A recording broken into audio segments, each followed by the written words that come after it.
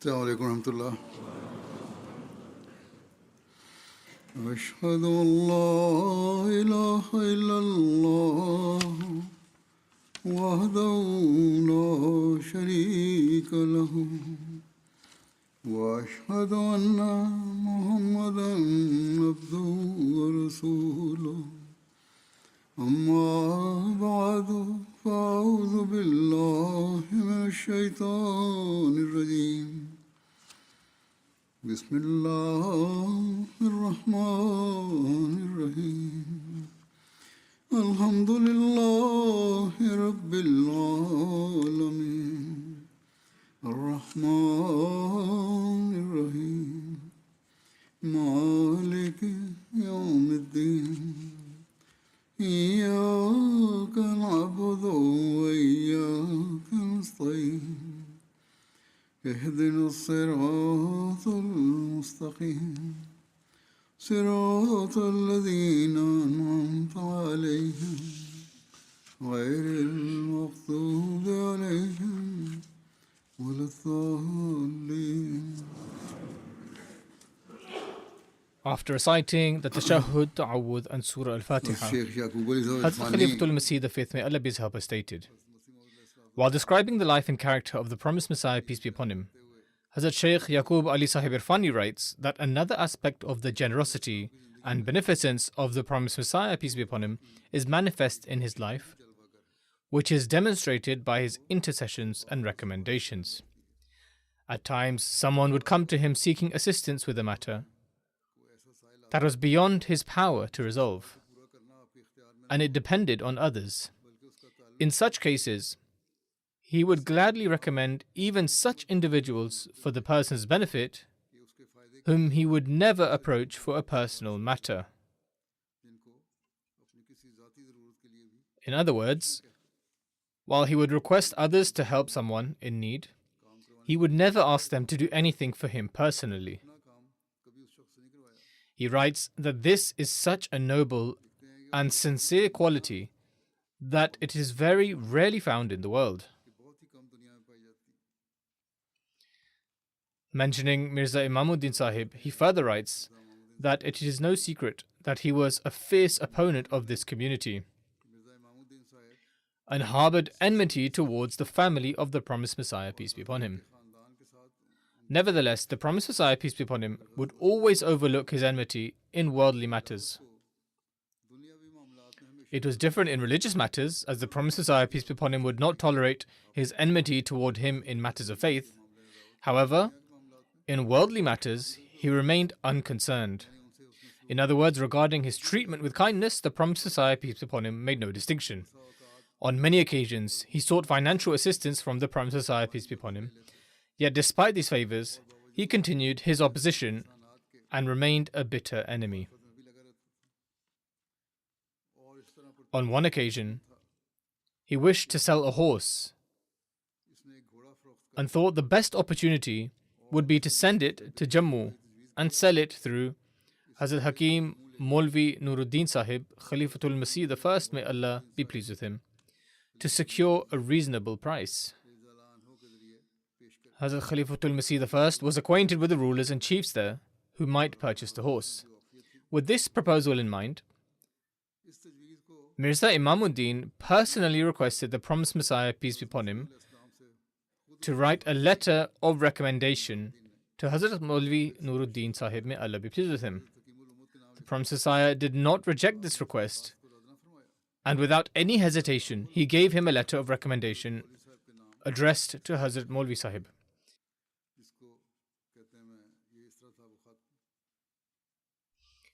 He writes that it is clear that the enmity and hostility of Mirza Imamuddin were no secret. However, whenever the opportunity presented itself to act with virtue and kindness, the thought of his enmity never crossed the mind of the promised Messiah, peace be upon him, and he never hesitated in bringing benefit to him. The letter that the promised Messiah, peace be upon him, wrote to Hazrat Maulvi Nuruddin Sahib was as follows.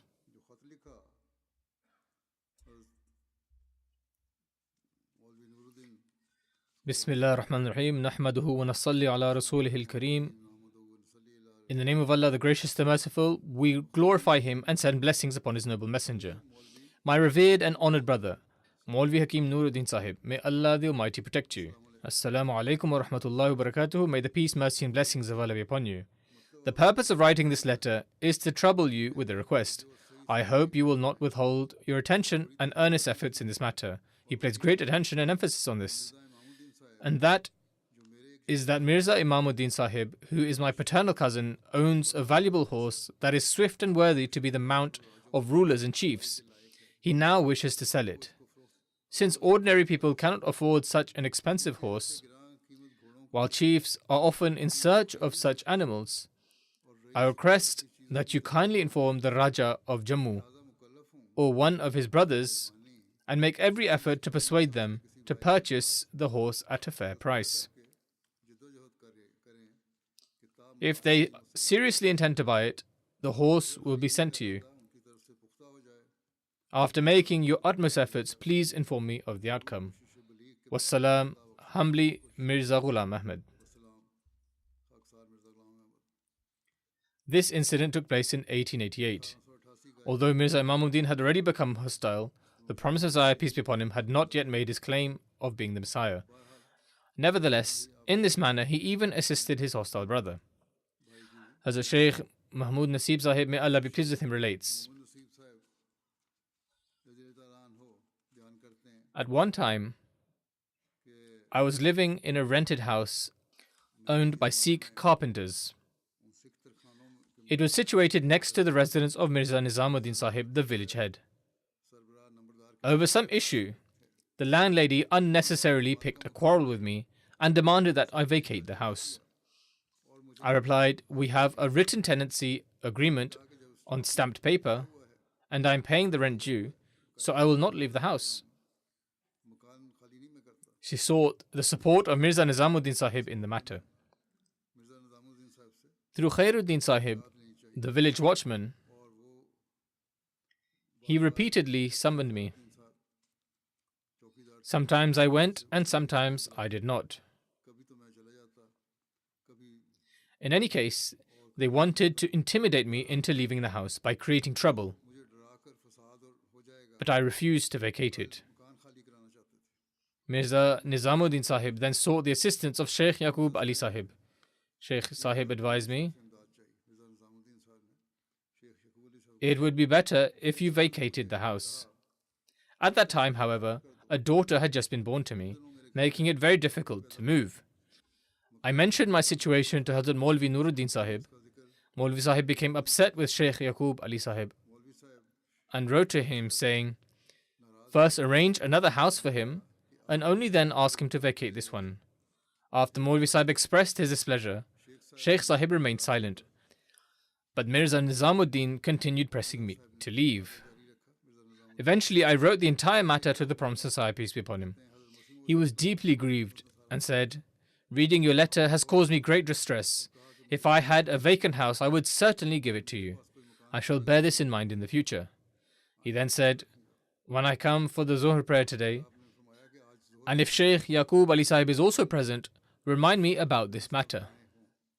In those days, the Mubarak Mosque was being expanded, so the prayers were being offered in the house that later belonged to Hazrat Mirza Bashir Ahmed Sahib, may Allah be pleased with him. When I went for the Zuhr prayer, the Promised Messiah, peace be upon him, arrived. Before I had the chance to say anything, he saw me and himself said, "A woman from Mirza Nizamuddin's household came to see me. I have sent them a message. You will not be troubled any longer." Thereafter, no one ever raised the matter with me again. I remained in that house until Sadr Anjuman Ahmadiyya later allotted me official accommodation, at which point I vacated it. By then, the woman's attitude had changed completely. Such was the kindness the Promised Messiah, peace be upon him, had shown her that she no longer wanted me to leave. She wept profusely, asking, "Why are you going?" The situation had completely transformed because of the Promised Messiah's gracious conduct and the kindness he had shown.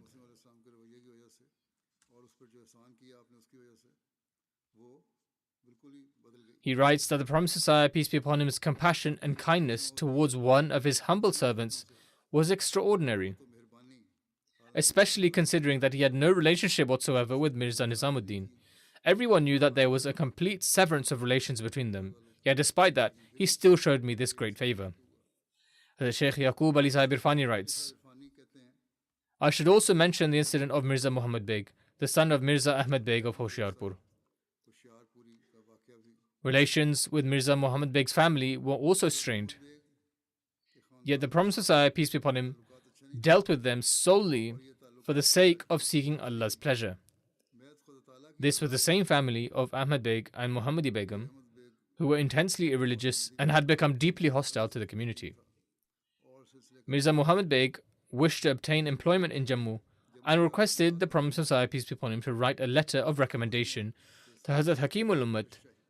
Without the slightest hesitation, the Promised Messiah, peace be upon him, wrote the following recommendation, for he never turned away a legitimate request. In the letter he wrote, The respected Muhammad Beg, the son who is with you, your honor will already know that his father, Mirza Ahmed Beg, because of his ignorance and prejudice, bears intense hostility and resentment towards this humble one. Nevertheless, there is no harm in responding to their harshness with kindness, thereby acting upon the divine injunction, idfa billati hi ahsan, that is, repel evil with that which is best.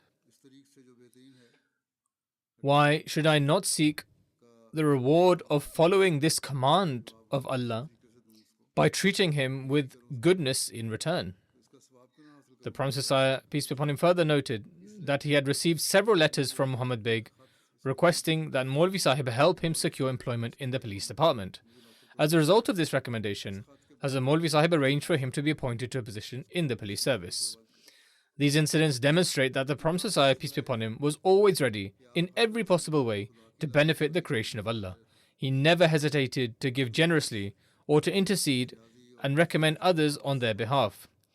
At the same time, whenever he felt that giving something would amount to extravagance, he refrained from it, for wastefulness should be avoided. Hazrat Shaykh Yaqub Ali Sahib also writes, there was a man in Qadian named Nihal Chand, commonly known as Nihala. Nihal Chand Baharu Raj was a Brahmin.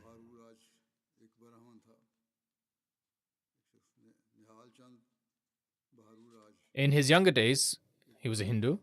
He was well known for being habitually involved in litigation. Until the end of his life, he remained one of those people who constantly opposed the family of the Promised Messiah, peace be upon him, and caused them trouble.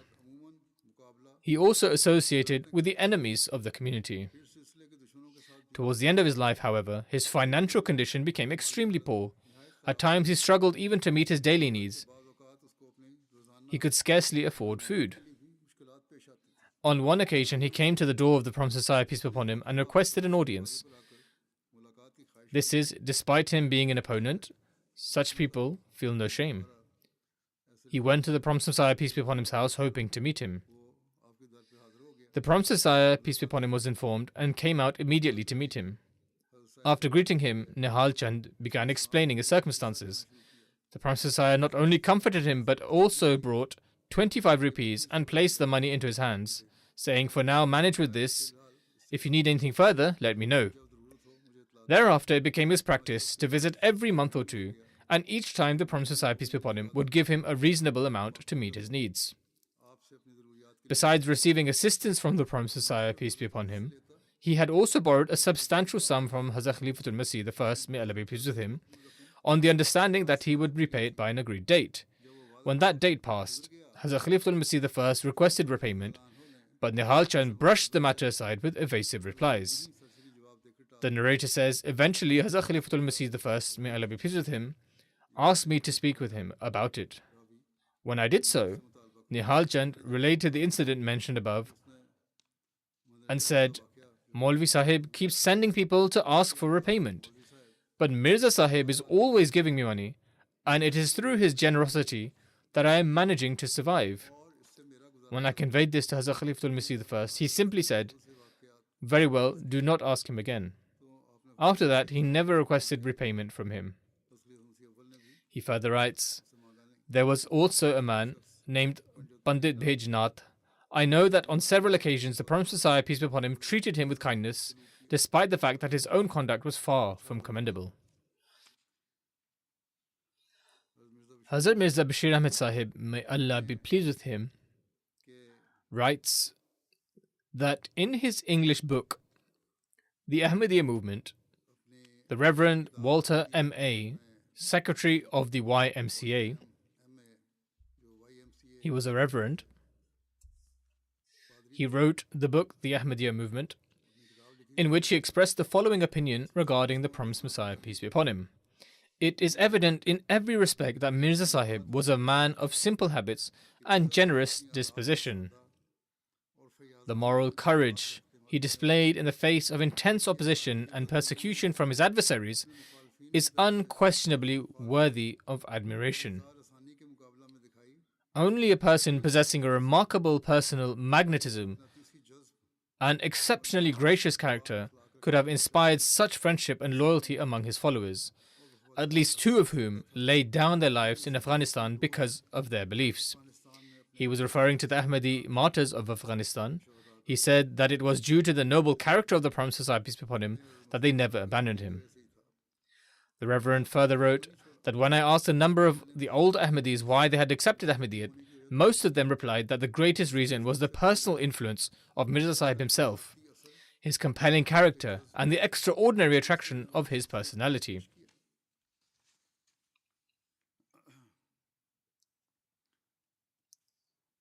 The Promised Messiah, peace be upon him, would often say in public gatherings that he was even prepared to bear the expenses of his opponents if they came to him to have their doubts resolved by asking questions. In this connection, Hazrat Mirza Bashir Ahmed Sahib, may Allah be pleased with him, relates, Mian Fakhruddin Sahib of Multan told me that during the lifetime of the Promised Messiah, peace be upon him, my father once came to Qadian. He was a staunch opponent and spoke very harshly against the Promised Messiah, peace be upon him. Even after arriving in Qadian, he continued speaking in an aggressive manner. While still in Multan, he would say, if I ever meet Mirza, I will, God forbid, curse him to his face. I will say to him exactly what I say here. I nevertheless took him to meet the Promised Messiah, peace be upon him. When the Promised Messiah came out, my father immediately stood up respectfully. Then, overcome with awe, he stepped back and sat down. There were others present in the gathering as well. Without anyone asking a question, the Promised Messiah, peace be upon him, began addressing the assembly. He said, time and again, we wish that people would come to us, listen to what we have to say, and ask us questions. We are even prepared to bear their expenses, but people do not come. And if they do come, they remain silent while they are here, only to go away and speak behind our backs. The Promised Messiah, peace be upon him, continued speaking openly and clearly presenting the message of Islam and repeatedly encouraging those present to ask questions. My father was an extremely eloquent speaker, yet it was as if a seal had been placed upon his lips. He could not utter a single word. After we left, I asked him, why did you not say anything there? He gave no real answer and merely avoided the question. In any case, Mian Fakhruddin Sahib relates that Hazrat Sahib was not addressing my father specifically in his speech. Rather, he delivered a general address to the entire gathering. He also notes regrettably that Mian Fakhruddin Sahib himself later left the community during the era of the second caliph. Hazrat Mirza Bashir Ahmed Sahib, may Allah be pleased with him, relates that Safiya Begum, daughter of the late Maulvi Abdul Qadir Ludhianvi, who was a teacher at Nusrat High School, narrated to me that on one occasion a beggar came to the window asking for a kurta.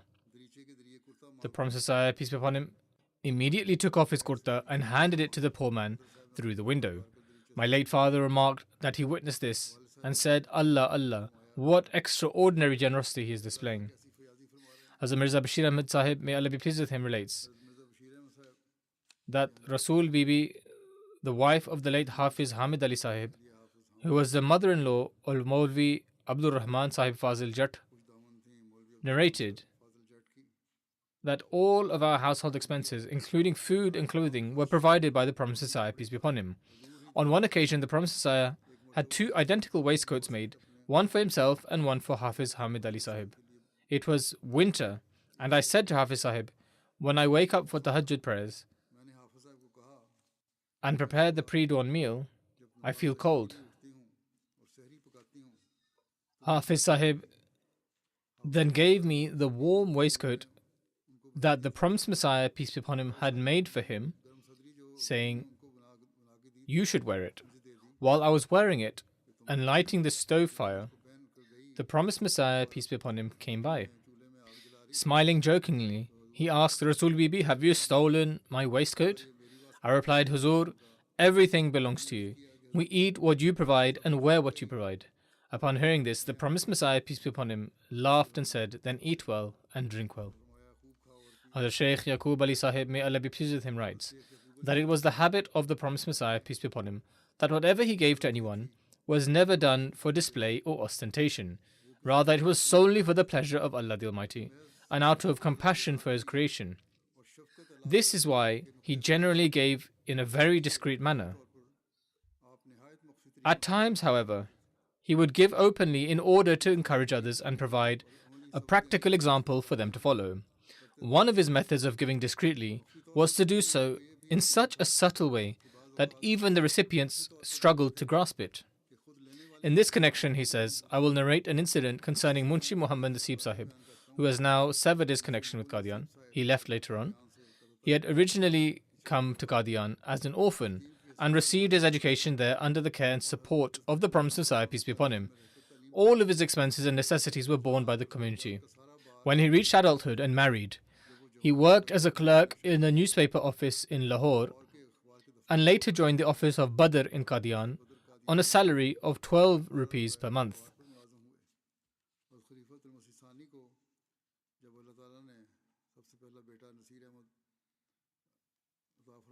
When Allah the Almighty granted Hazrat Khalifatul Masih II his first son, Nasir Ahmed, who later passed away in childhood, Hazrat Mirza Ghulam Ahmed needed a wet nurse to care for the infant. Shaykh Yaqub Ali Sahib says, I suggested to Shaykh Muhammad Nasib that he should offer his wife services on this occasion.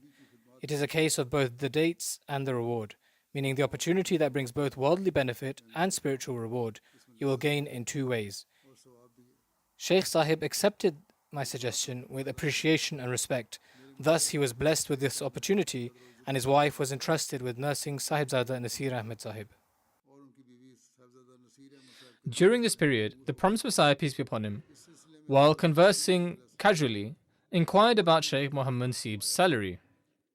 When he learned that he earned only 12 rupees per month, he felt that such a modest salary might not have been sufficient to meet their living expenses, even though it was a time when the cost of living was very low and goods were inexpensive.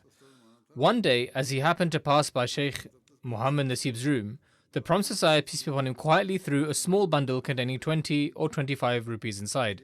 At first, Shaykh Sahib wondered where the money had come from, but he eventually realized that the promised Messiah, peace be upon him, having sensed his financial hardship, had left it there so that he might live comfortably without difficulty.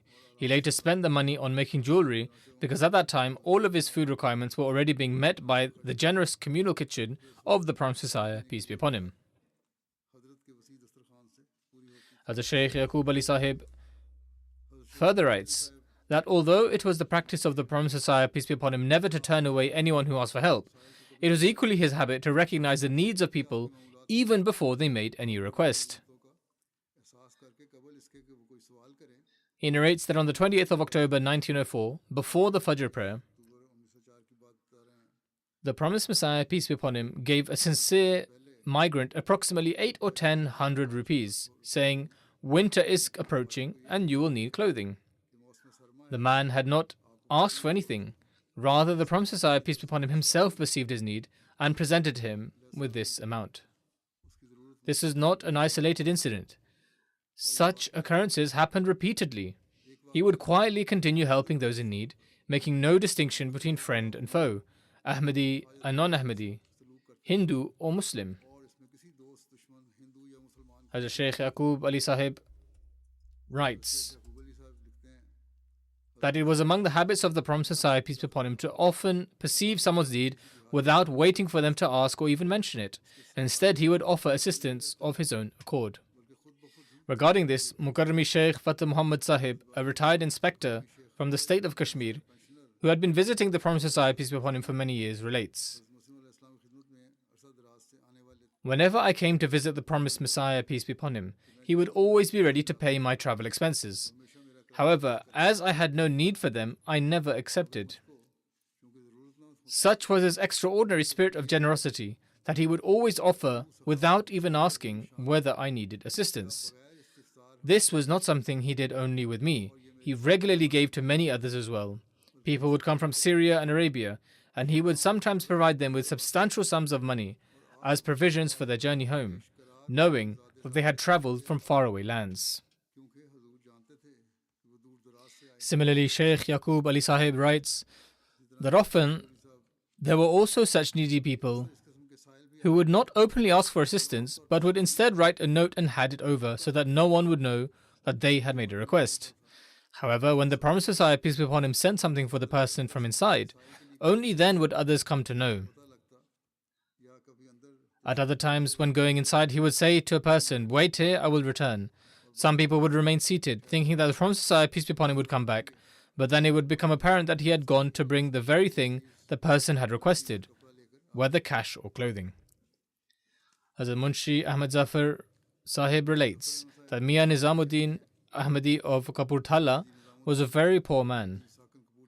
He once walked all the way to Qadian and presented 2 annas to the Promised Messiah, peace be upon him, as a gift.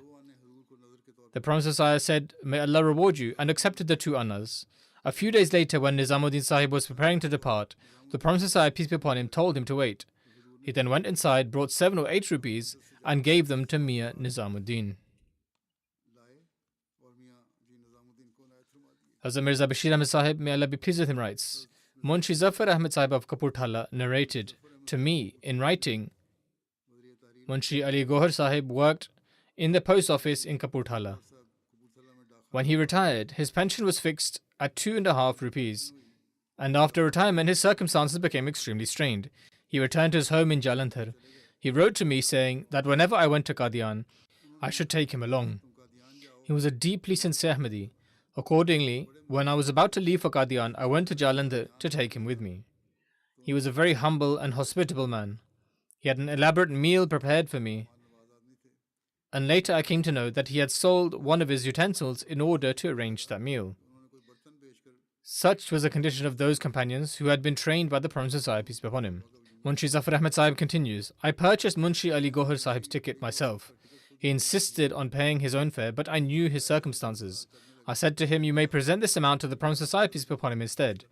I bought his ticket from my own pocket, and when he insisted repeatedly, I said, 'Very well, then present this money to the Promised Messiah, peace be upon him.' Accordingly, he presented 2 rupees to him after staying for 8 or 10 days. When we went to seek permission to return, the Promised Messiah granted permission and then said to Munshi Sahib, 'Please wait a moment.' He then brought 10 or 15 rupees and gave them to Munshi Sahib. Munshi Sahib began to weep and submitted, 'Your Holiness, should I be the one serving you or should I take from you?' The Promised Messiah then said to me, 'He is your friend, you explain it to him.' I told him, 'There is blessing in this. Accept what the Promised Messiah, peace be upon him, has given you.' He then accepted it and we departed. The Promised Messiah, peace be upon him, had no knowledge whatsoever of Munshi Sahib's circumstances." Hazrat Munshi Zafar Ahmed Sahib also writes that the Promised Messiah, peace be upon him, was deeply mindful of the feelings and comfort of his devotees, and in order to care for them, he would personally demonstrate every kind of sacrifice and selflessness. He says, "Once it was the day of Eid. My turban cloth was not clean. Whenever we came to Qadian, we usually came after finding only a day or 2 of leave. But when we arrived, the Promised Messiah, peace be upon him, would instruct us to remain there for a few days. We would then cease to worry about returning to our employment and would stay on. In this way, Eid arrived while I was still there. And I had brought only 1 turban cloth with me. That is, the cloth he brought to wrap around his head as a turban had become dirty. I decided to go to the market to purchase another. As I was heading towards the market, the Promised Messiah, peace be upon him, saw me. With his God-given insight, he asked, 'Where are you going?' I submitted, 'It is Eid today, and my turban cloth is dirty. I'm going to the market to buy one.' Right there, while standing, he removed his own blessed turban, gave it to me, saying, "If you like this, you may take it. I will tie another one." The effect that this love and kindness had upon me cannot be expressed in words. I accepted the turban with the utmost respect. The Prophet Messiah, peace be upon him, without the slightest formality, went inside his home and later came out wearing another turban. Hazrat Mian Khairuddin Sahib narrates the following incident that took place before the Prophet Messiah, peace be upon him, had made his claim. Some goats that had been grazed by a man from Nangal Bagbana had been brought for the wedding of the Prophet Messiah, peace be upon him's elder brother. One day, the Prophet Messiah was going out for a walk when he passed by this man who was grazing the goats. His son was with him as well, and the boy was barefoot. The Prophet Messiah looked at him and said, "Mia, you are walking barefoot. Do the thorns not prick your feet?" The boy replied, "Your Holiness, I do not have any shoes, and my father is poor, he cannot buy them." The Prophet Messiah, peace be upon him, removed one shoe from his own foot and said, "Wear this and see whether it fits." The boy apologetically replied, "How can I wear your shoe?" The Prophet Messiah insisted, saying, "No, put it on." He urged him until the boy complied. When the boy had put on the shoe, the Prophet Messiah observed, "Yes, it fits you well." He then removed the other shoe and said, "Now put this one on as well." The boy did so, whereupon the Prophet Messiah expressed great happiness and said, "Very well, you may keep and use them." Thereafter, the Prophet Messiah, peace be upon him, returned home barefoot. This incident took place at a time when the Prophet Messiah was approximately 20 or 30 years of age. The Prophet Messiah, peace be upon him, following the noble example of his benefactor and master, the Holy Prophet, peace and blessings of Allah be upon him, was the very embodiment of generosity and munificence. Nevertheless, on certain occasions, out of wisdom and expediency, he would refrain from giving to those who sought assistance. In this regard, Sheikh Yaqub Ali Sahib writes that in 1889, the year in which the Prophet Messiah began accepting Bayat, he was residing in Ludhiana. On one occasion, a beggar came before him and stated that one of his relatives had passed away and that he had no means to arrange for the deceased's shroud and burial. To support his claim, he displayed in a bowl a few copper and silver coins, which he said had been collected through alms, adding that he was still in need of further assistance to meet the burial expenses. The Prophet Messiah, peace be upon him, then instructed the respected Qazi Khwaja Ali Sahib, an extremely sincere and devoted companion, saying, "Qazi Sahib, accompany this man and arrange everything required for the burial cloth." i.e., he was asking for the arrangements for the burial cloth, and so whatever is necessary for the burial should be provided. Generally, it was not the practice of the Prophet Messiah, peace be upon him, to respond in this manner. Generally, he would give something directly to anyone who asked, but he said in this instance we witnessed something new and different. Normally, he would grant something according to what he considered appropriate. Thus, those present were surprised by this. Qazi Sahib, however, did not ask how much he should spend. He immediately complied, saying to the man, "Come, brother, and I shall arrange everything." The beggar departed with the Qazi Sahib. After a short while, Qazi Sahib returned smiling and said, "His Holiness, the man was a great deceiver." On the way, he began pleading with me earnestly, saying, "For God's sake, please do not come with me. Whatever you wish to give, simply hand it over." I replied, "I have been specifically instructed to accompany you. Show me what you have, and whatever expenses are generally required, I shall meet them myself." When he realized that I would not relent, he folded his hands in embarrassment and confessed, "No one has died, nor is there any need for a shroud of burial. This is simply my trade. Please do not expose me. You may return and leave me alone. I shall not do this again." Such, at times, was the state of those who begged for assistance in that time. When Qazi Sahib related the incident, it naturally evoked laughter. However, at the same time, it left a profound impression of the Prophet Messiah, peace be upon him's insight and wisdom. Out of his sheer wisdom, the Prophet Messiah did not directly respond to his request, but he adopted a course that led to the man's reformation, while also ensuring that money was not unnecessarily spent.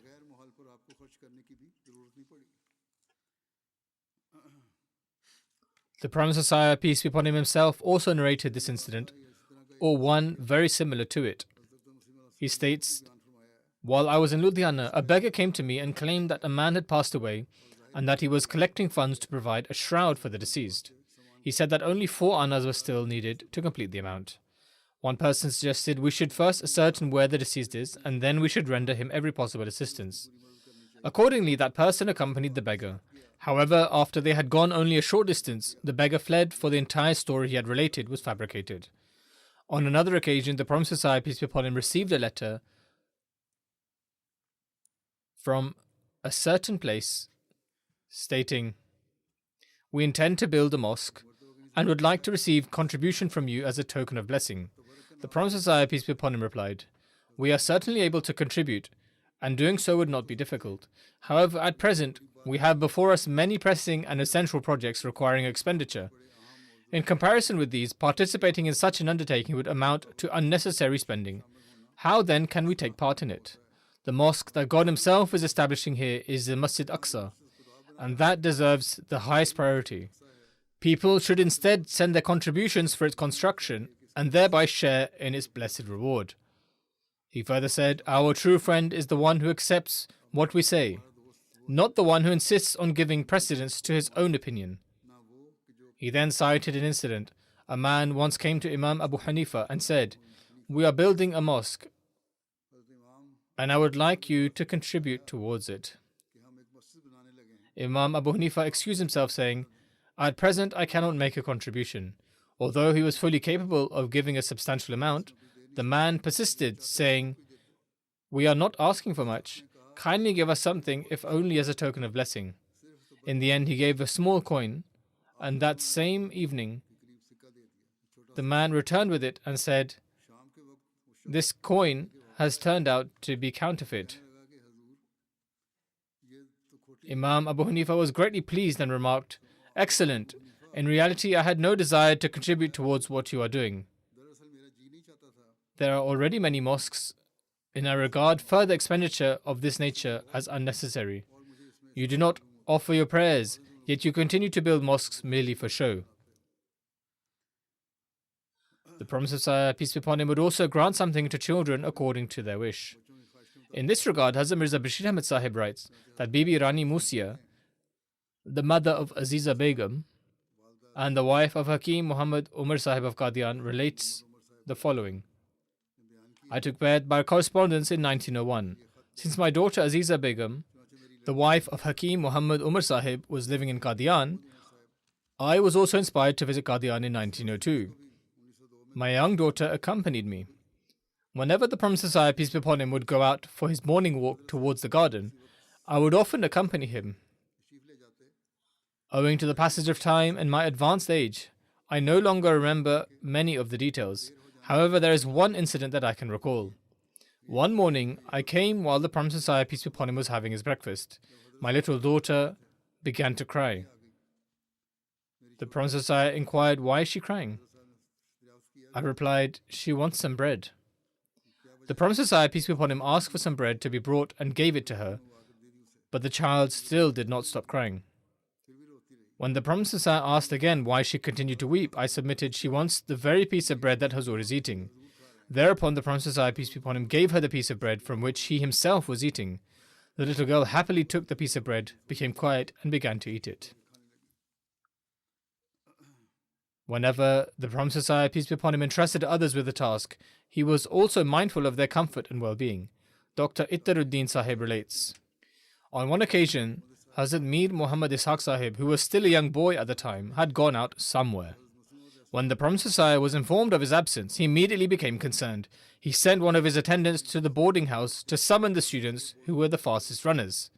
At that time, Qibla Bhai Abdul Rahim Sahib, a recent convert to Islam, was serving as the superintendent of the boarding house. He sent me along with 3 or 4 other boys, appointing this humble one as the leader of the party.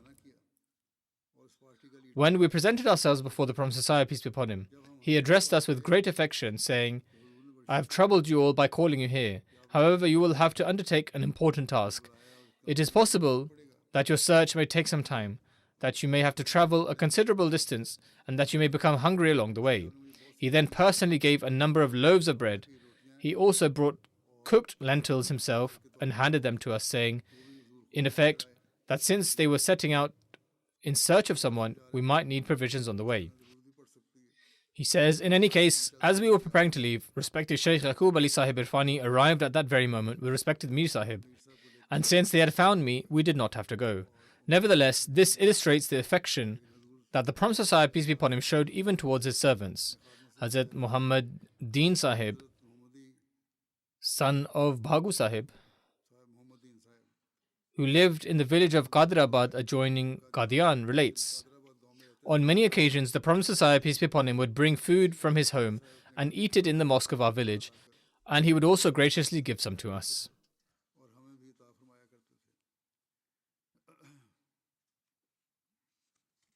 It is essential to pay back a loan taken from one's wife.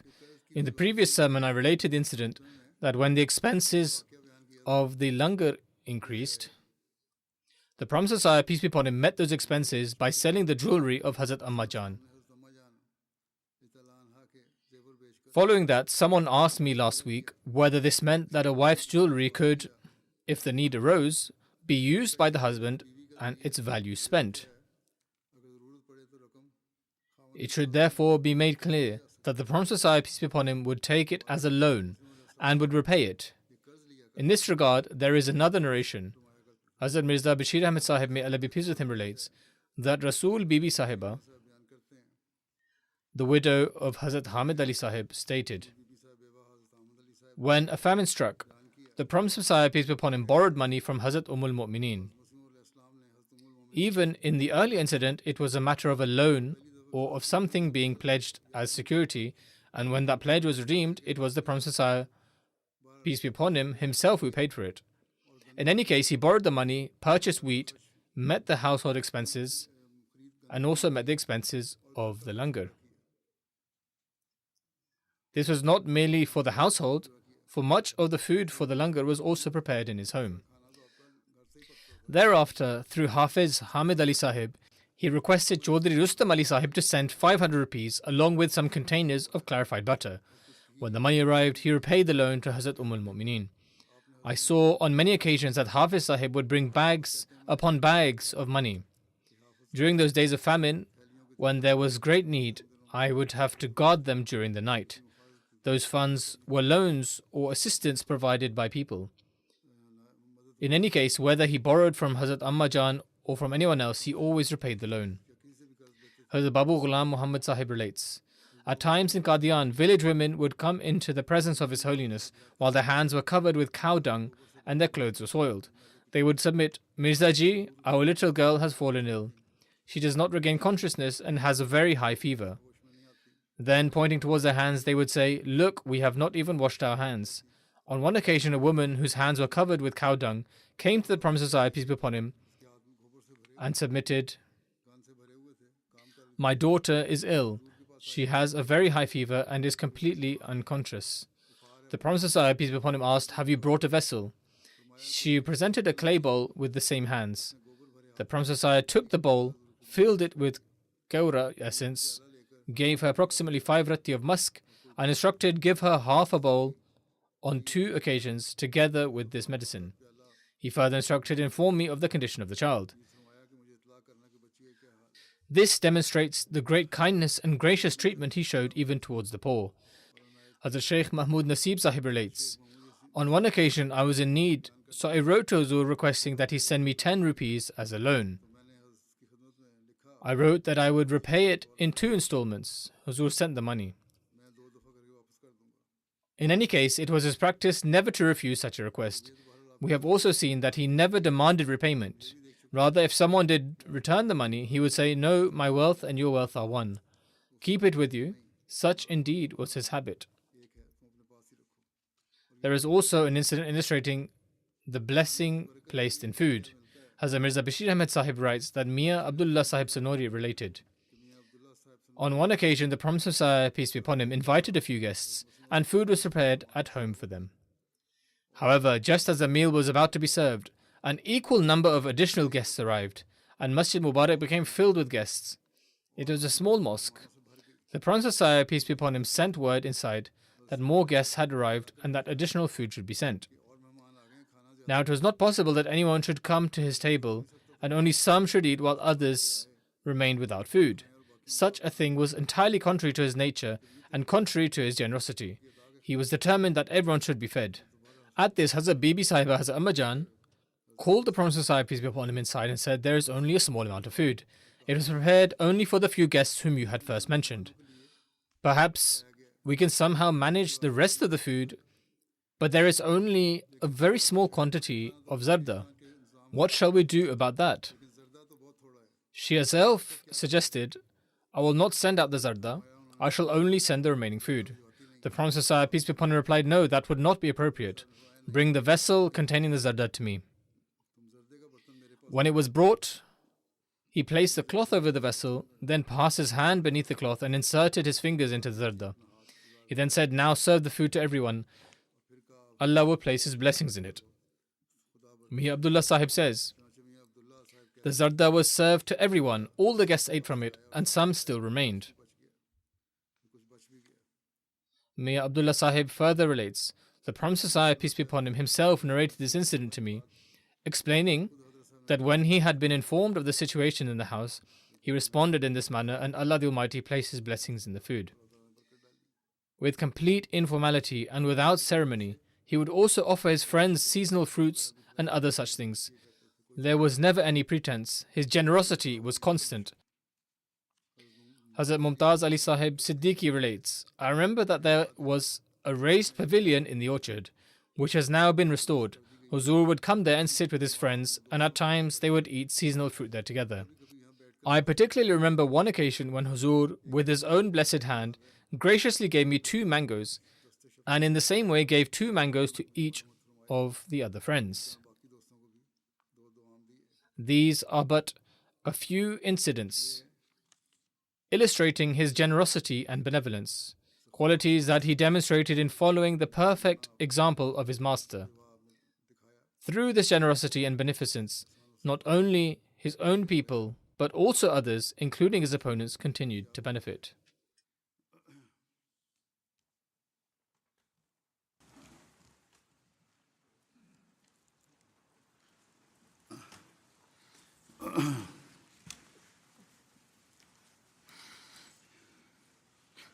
Alhamdulillah, alhamdulillah, nahmaduhu wa nasta'inuhu wa nastaghfiruhu wa nu'minu bihi wa natawakkalu alayhi wa na'udhu billahi min shururi anfusina wa min sayyiati a'malina.